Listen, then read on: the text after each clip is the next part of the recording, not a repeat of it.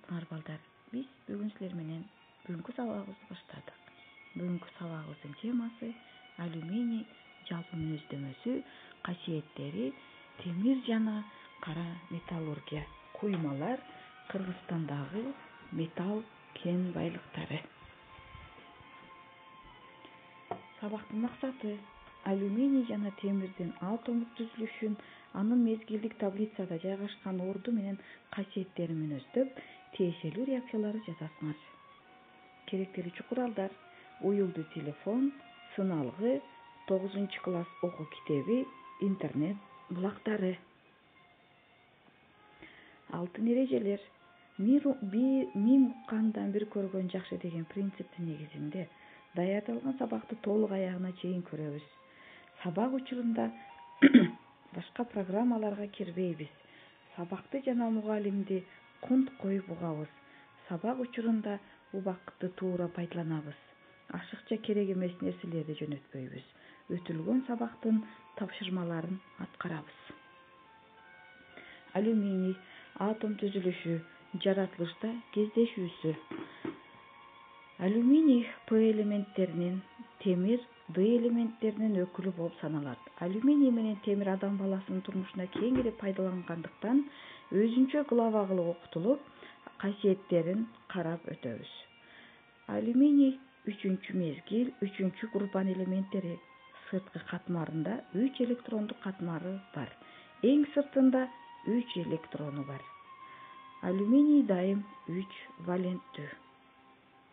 Физикалык касиеттери: ал күмүшкө окшош жалтырак, жумшак, өтө жеңил, тыгыздыгы 2,70 грамм бөлүнгөн сантиметр кубка барабар.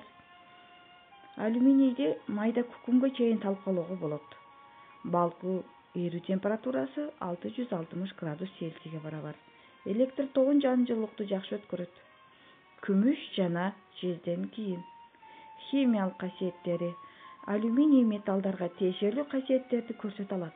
Чыңалуу катарында активдүү металлдардын катарынан орун алган. Бирок алюминийден жасалган идиштерге кычкылтек таасир этпейт. Себеби анын үстүнкү бетин алюминий оксиди менен капталып калат. Ошондой эле муздакта азот кислотасында эрибейт. Эгерде алюминийдин бетинде алюминий 2O3 кырып таштасак, оксидин кырып таштасак, металл сууда эрип, суутекти сүрүп чыгармак. Ал төмөндөгүдөй теңдеме менен көрсөтүлмөк. Алюминийдин сырткы бетиндеги оксиддик кабыкчаны сымап тузу менен сүрүп койсок, алюминийдин амальгамасы пайда болуп, ал туз өзү эле күйүлүп түшүп калат. Алюминийдин тузу күйүлүп түшкөндөн кийин ички катмарындагы алюминий тазаланып, төмөнкү реакция жүрөт.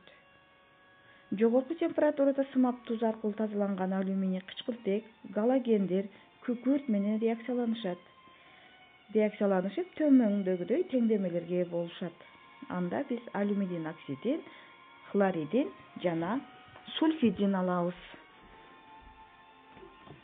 Алюминий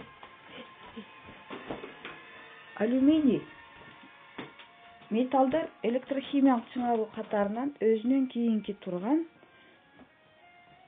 металлдын тузунан калыбына келтире алат. Ал төмөндөгүдөй реакция менен жазылат. Алюминийге биз жездин сульфатын кошуп, алюминий сульфаты жана жез бөлүнүп чыгат. Алюминий шартка жараша шелоштор жана кислоталар менен реакцияланышып, амфотердик касиетти көрсөтөт. Ал теңдемени силер өзүңөр көрүп турасыңар. Экөөнүндө тең. Биринчи теңдемеде кислоталар менен реакция кирип атат, экинчисинде негиздер менен реакция кирип атат. Бул шартта экөөнүндө тең. Биринчисинде алюминийдин хлориди, экинчиде натрийдин алюминаты пайда болот. Экөөнүндө тең суутек бөлүнүп чыгат. Алюминийдин алынышы. Алюминийди биринчи жолу 1827 немец химиги Вьелер тарабынан алюминий хлоридин шелоштуу металлдарды ысытуу аркылуу алган. Ал төмөндөгү теңдеме менен туюнтулат. Алюминийдин хлоридине натрийди кошуп, таза түрүндөгү натрийдин хлориди жана алюминий калыбына келет. Өнөр жайда Алюминийди боксит кенинен электрохимиялык мааны колдонуп алышат же электролиз процессинин негизинде алат. Электролиз процессинин негизинде электр тогун таасир этүү менен алабыз. Катоддо алюминий калыбына келип, аноддо кычкылданат. Алюминийдин негизги бирикмелери. Алюминийдин негизги бирикмелери болуп алюминий оксиди жана алюминий гидроксиди.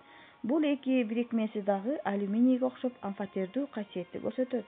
Алар кислоталар жана негиздер менен аракеттенишет. Төмөнкү теңдемени көрүп тургандай, биринчи теңдемеде кислоталар менен аракеттенишкен реакциясы, экинчиси негиздер менен болгон реакциясынын теңдемелери. Мында дагы эки түрдүү туз пайда болот. Биринчи туз алюминий хлориди, экинчиси натрийдин алюминаты.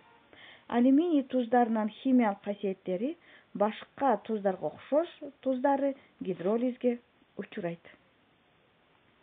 Алюминий жана анын бирикмелеринин колдонулушу. Таза алюминий электр өткөргүч сымдарды даярдоо үчүн, куймалары самолет, автомобиль, кеме куруу иштеринде кеңири пайдаланылат. Алюминий куймалары жеңилдигинен аларды адам баласы илгертен бери эле пайдаланып келишкен. Мисалы, биздин эрага чейин 297-жылы өлгөн Кытай полководецинин сөөгү 15% жез, 5% магний жана 85% алюминий куймадан жасалган табытка коюлган. Куймалары дюралюминий, сулумин, алюминий жана кремнийдин куймасы. Таза алюминий менен чоюн болотторду дат басуудан сактоо үчүн капташат. Ал каптоону биз алитрлешүү деп коебуз. Суроолор жана көнүгүүлөр. Балдар, бул жерде мен силерге жеңилирээк эки мисалдарды бердим. Биринчисинде теңдемелерди окуп чыгып теңдемелер жазасыңар, экинчисинде маселе иштейбиз. Маселе дагы теңдемени жазып, теңдеп ошол шартка ылайыктуу болуп иштейбиз. Биринчи сурообуз: алюминий анын калыбына келтирүүчү касиетин көрсөткүлө.